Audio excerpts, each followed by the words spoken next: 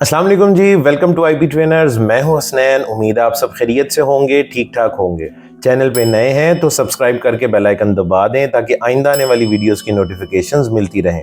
आज हमारा IPv6 addressing का लेक्चर नंबर 3 है। पहले 2 लेक्चर्स नहीं देखे तो लिंक डिस्क्रिप्शन में भी है और ऊपर भी देख सकते हैं। लिंक पर क्लिक करके पहले प्रीवियस लेक्चर्स को कवर कर लें, उसके बाद इस वीडियो पे वापस आ जाइएगा। तो आज के लेक्चर में IPv6 एड्रेसेस की मुख्तलिफ कैटेगरीज या टाइप्स को कवर करेंगे। तो चलें स्क्रीन पे चलते हैं। तो IPv6 एड्रेसेस में IPv4 की तरह क्लासिफिकेशन का तो कॉन्सेप्ट नहीं है, लेकिन मुख्तलिफ कैटेगरीज या टाइप्स ज़रूर मौजूद होती हैं जो कि IPv4 में भी थी, जैसे unicast addresses, multicast addresses, broadcast addresses, public और प्राइवेट IP एड्रेसेस। तो एक बात आपको याद होगी, मैंने लास्ट लेक्चर में भी बताया था कि IPv6 में ब्रॉडकास्ट एड्रेसेस का कॉन्सेप्ट नहीं होता। इनफैक्ट जो ब्रॉडकास्ट वाला काम है वो यहाँ मल्टीकास्ट एड्रेसेस से ही ले लिया जाता है। तो IPv6 एड्रेसेस की कुछ मेन कैटेगरीज या टाइप्स जो हैं उनको कवर करना शुरू करते हैं।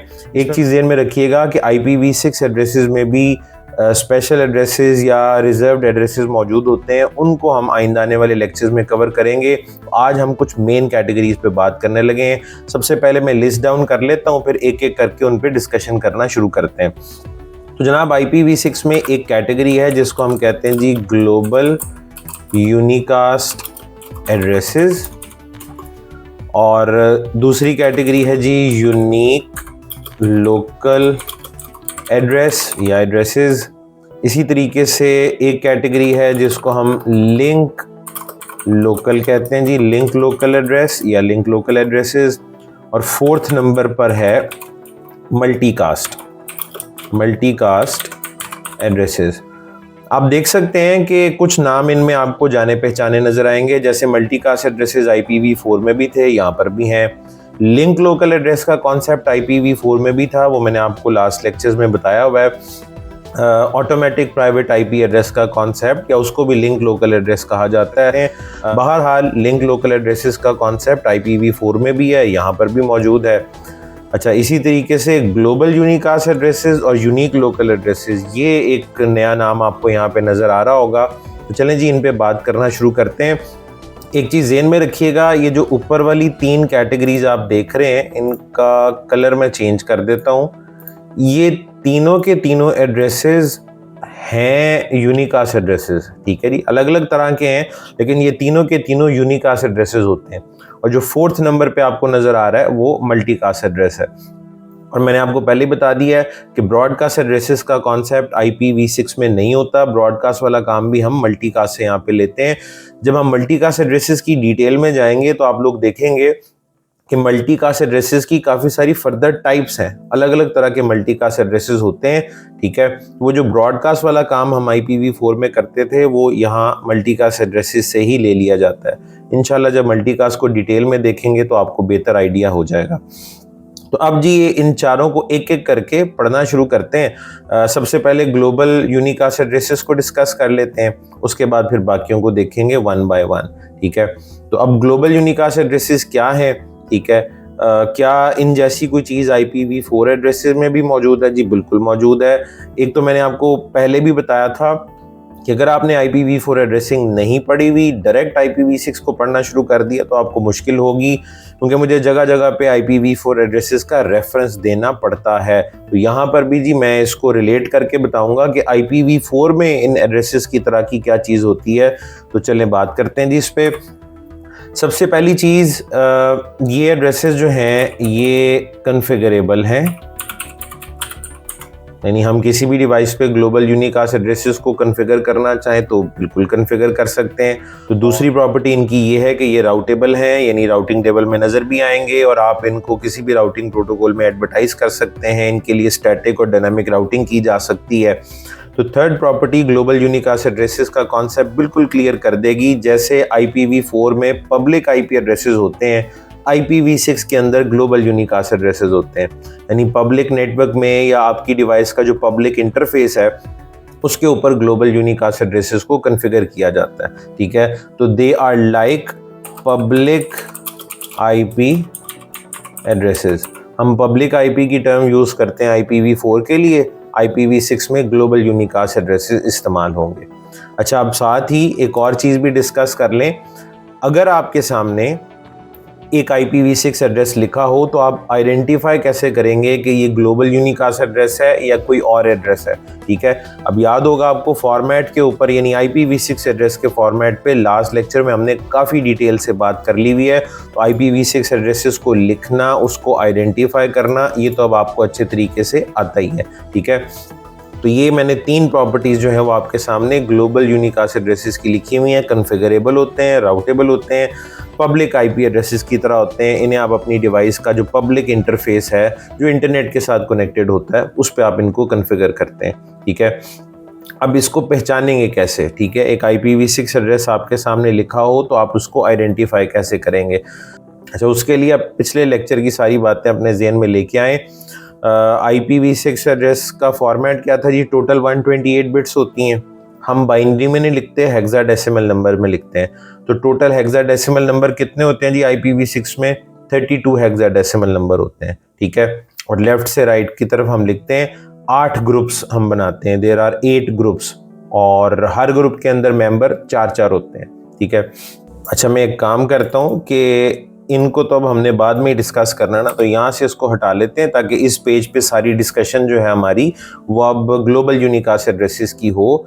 तो जनाब इसमें कहानी इतनी सी है कि अगर हम बाइनरी में सोचें तो जो 128 बिट्स है ना, लेफ्ट से राइट की तरफ अगर हम जाएं तो पहली 3 बिट्स IPv6 एड्रेस की पहली 3 बिट्स अगर 001 है, ठीक है, तो आपका वो IPv6 एड्रेस जो है वो ग्लोबल यूनिकास्ट होगा।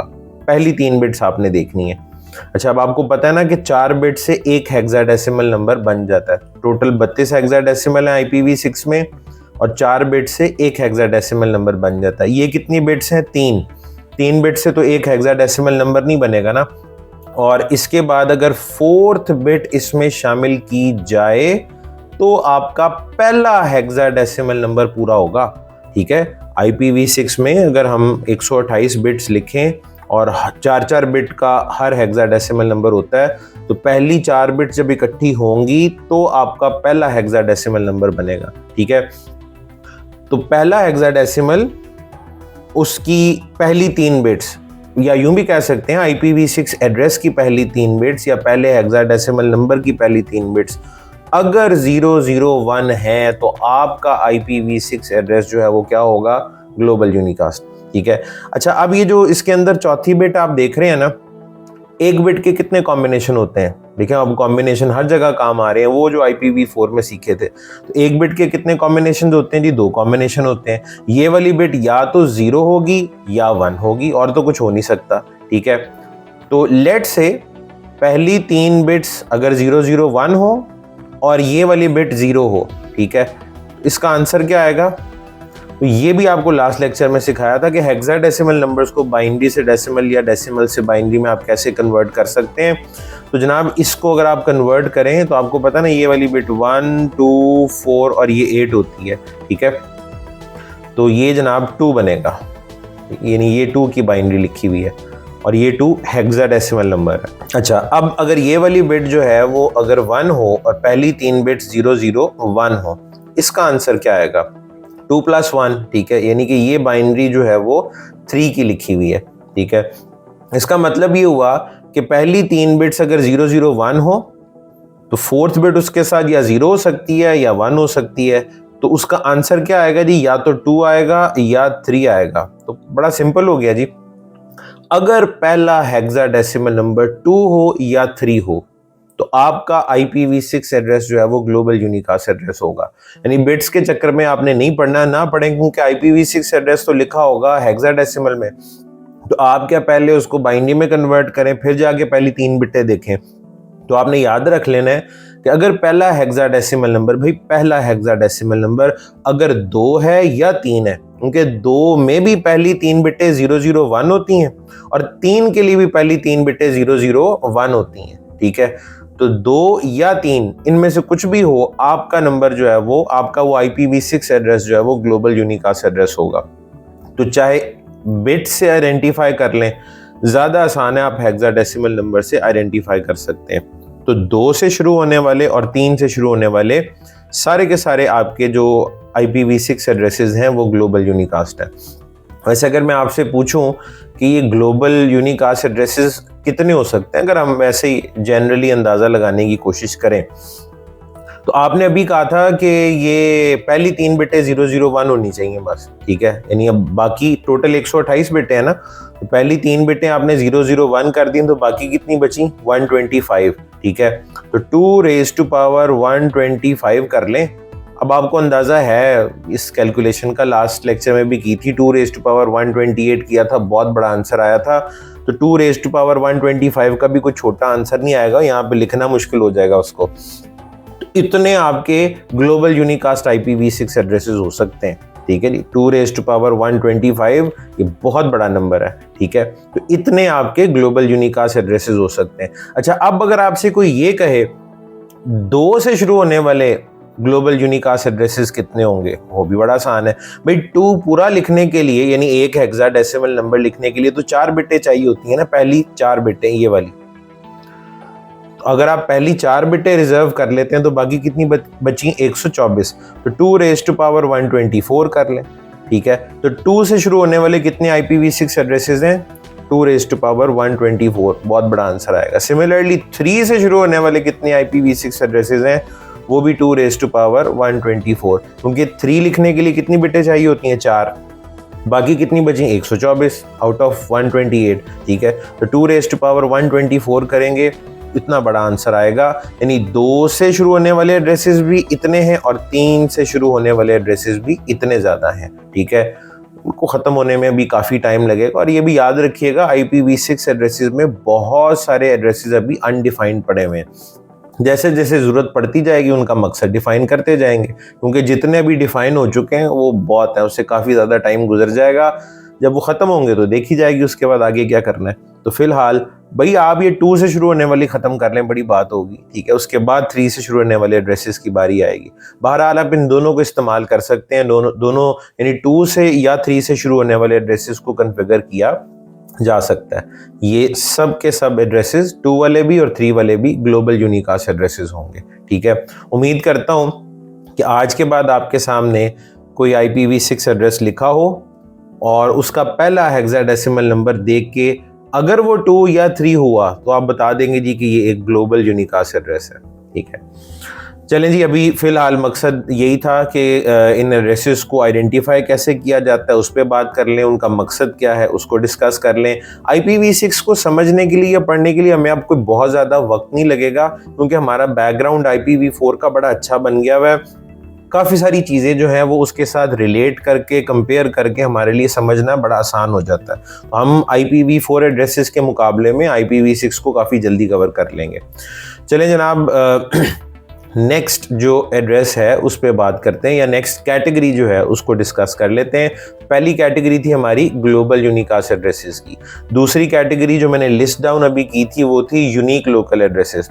अच्छा, अब अकल यही कहती है हमारी कि ग्लोबल यूनिकास्ट एड्रेसेस अगर पब्लिक IP एड्रेसेस की तरह के हैं तो इसी तरह फिर हमारे पास प्राइवेट IP एड्रेस की तरह भी कोई चीज़ होनी चाहिए। बिल्कुल ऐसा ही है।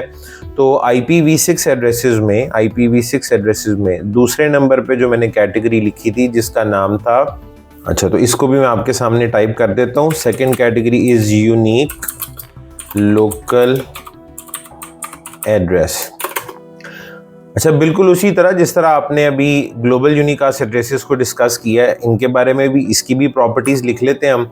जैसे कि सबसे पहली चीज़, ये भी बिल्कुल कन्फिगरेबल है, they are configurable addresses, assignable addresses.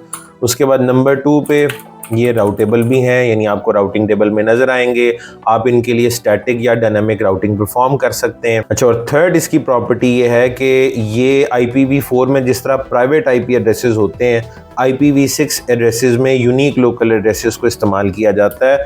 तो ये बिल्कुल प्राइवेट IP एड्रेसेस की तरह हैं, ठीक है। यानी आप अपने प्राइवेट नेटवर्क में इनको इस्तेमाल करते हैं, इसके लिए आपको किसी अथॉरिटी को पे करने की ज़रूरत नहीं होती, they are free of cost. ज़ाहिर है ग्लोबल यूनिकास्ट एड्रेसेस जो हैं वो आपके पब्लिक नेटवर्क में कॉन्फ़िगर होते हैं, लिहाजा वो पेड हैं। बट प्राइवेट आईपी एड्रेसेस जो हैं इनके लिए आपको किसी अथॉरिटी को पे करने की ज़रूरत नहीं है, आप इन्हें इस्तेमाल कर सकते हैं। They are free of cost. जिस तरह IPv4 में प्राइवेट आईपी एड्रेसेस बिल्कुल फ्री ऑफ कॉस्ट होते हैं, किसी अथॉरिटी को पे करने की ज़रूरत नहीं है, बिल्कुल उसी तरह IPv6 एड्रेसेस में यूनिक लोकल एड्रेसेस होते हैं, आप बिल्कुल इनको फ्री ऑफ कॉस्ट इस्तेमाल कर सकते हैं अपने प्राइवेट नेटवर्क के अंदर। अच्छा, अब आप यूनिक लोकल एड्रेसेस को आइडेंटिफाई किस तरीके से करेंगे, ये अब इम्पॉर्टेंट चीज़ होती है। इस पे हम बात कर लेते हैं कि एक IPv6 एड्रेस आपके सामने लिखा हो तो आप कैसे बताएंगे कि ये ग्लोबल यूनिकास्ट है या ये यूनिक लोकल एड्रेस है। ग्लोबल यूनिकास्ट तो अब आप बता ही देंगे, अगर 2 या 3 से शुरू हो रहा है तो ग्लोबल यूनिकास्ट होगा। अच्छा, तो अब यूनिक लोकल एड्रेसेस को हम आइडेंटिफाई कैसे करते हैं उस पर बात कर लेते हैं। मैं बाइनरी में आपको पहले समझा देता हूँ, उसके बाद फिर हेक्साडेसिमल में समझ लेंगे। हेक्साडेसिमल में बात वैसे आसान हो जाती है, लेकिन ज़रा पहले बाइनरी देख लें। 1 2 3 4, ये पहली 4 बिट्स मैंने लिखी हैं, इससे एक हेक्साडेसिमल नंबर बन जाएगा, ठीक है। अच्छा, अब 4 बिट्स और लिखता हूँ ताकि दूसरा हेक्साडेसिमल नंबर जो है वो भी पूरा हो जाए। 1 2 3 4, ठीक है। मैंने कुछ नंबर्स आपके सामने लिखे हैं, नज़र तो आपको टोटल 8 बिट्स आ रही हैं, ठीक है। कितनी बिट्स नज़र आ रही हैं? 8 बिट्स, ठीक है। मैंने वैसे 2 हेक्साडेसिमल नंबर पूरे करने थे, इसलिए मैंने 8 बिट्स लिख दी हैं। अच्छा, इनमें से अब पहली 7 बिट्स का कलर मैं चेंज कर रहा हूँ, उनको हाईलाइट कर रहा हूँ, ठीक है। ये भाई, अगर आपके IPv6 एड्रेस की पहली 7 बिटें ये हुई जो आपको ये नज़र आ रही हैं, 1 1 1 1 1 1 0, ठीक है। इसमें ये वाला 0 शामिल नहीं है, मैं इसको X कर देता हूँ, यहाँ पे वेरिएबल है, 1 बिट है, ठीक है जी। तो अगर पहली 7 बिटें आपकी ये हुई, मैं 8 की बात नहीं कर रहा, पहली 7 बिटों की बात कर रहा हूँ। अगर IPv6 एड्रेस की पहली 7 बिटें ये हुई जो आपको इस वक्त नज़र आ रही हैं, तो आपका IPv6 एड्रेस जो है वो यूनिक लोकल एड्रेस होगा। सिंपल। शायद बाइनरी में आपको इतना सिंपल ना लगे, लेकिन अभी जब मैं इसको हेक्साडेसिमल में कन्वर्ट करके समझाऊंगा तो आपके लिए आसान हो जाएगा। अच्छा, अब ये वाली जो 1 बिट है जिसके बाद दूसरा हेक्साडेसिमल नंबर भी मुकम्मल हो जाता है, इसके कॉम्बिनेशन कितने बनेंगे? 1 बिट के 2 कॉम्बिनेशन होते हैं, या ये बिट 0 होगी या ये बिट 1 होगी, ठीक है। तो एक काम करते हैं ना, इस बिट को एक दफ़ा 0 के साथ लिख लेते हैं, 0 करके लिख लेते हैं, लेकिन मैं इसका कलर चेंज कर देता हूँ, ठीक है। इसको वाइट रखते हैं और दूसरी दफ़ा लिखता हूँ 1 1 1 1 1 0 1, ठीक है। ये 7 बिटें तो वही वाली 7 बिटें ना जिनको भी मैंने पहले हाईलाइट किया था। अब ये वाली बिट या 0 हो सकती है या 1 हो सकती है, ठीक है। लेकिन आप पहली 7 बिटें देख लें, सेम है। ये ऊपर वाले में भी 7 बिटें वही हैं, नीचे वाले में भी 7 बिटें वही हैं। और मैंने बताया था अगर पहली 7 बिटें ये हैं तो आपका एड्रेस क्या है? यूनिक लोकल एड्रेस है, ठीक है। अच्छा, इसको ना बाइनरी से हेक्साडेसिमल में कन्वर्ट करते हैं। ये पहला हेक्साडेसिमल है ना भाई, सारे 1 है तो ये बनेगा F, ठीक है। उसके बाद ये दूसरा हेक्साडेसिमल नंबर जो है ये क्या बनेगा, ठीक है। दूसरा हेक्साडेसिमल नंबर बनाने के लिए तो 4 बिटें चाहिए होती है ना, ये 8 और 4 12, ठीक है। 12 का मतलब होता है C12 लिखना हो तो हम C लिखते हैं। ये भी आपको मैंने बता दिया भाई ये ABC की कहानी क्या होती है, ठीक है। तो FC, और उसके बाद ये क्या बनेगा? इसमें भी अगर आप पहली 4 बिट्स देखें तो ये क्या बनता है?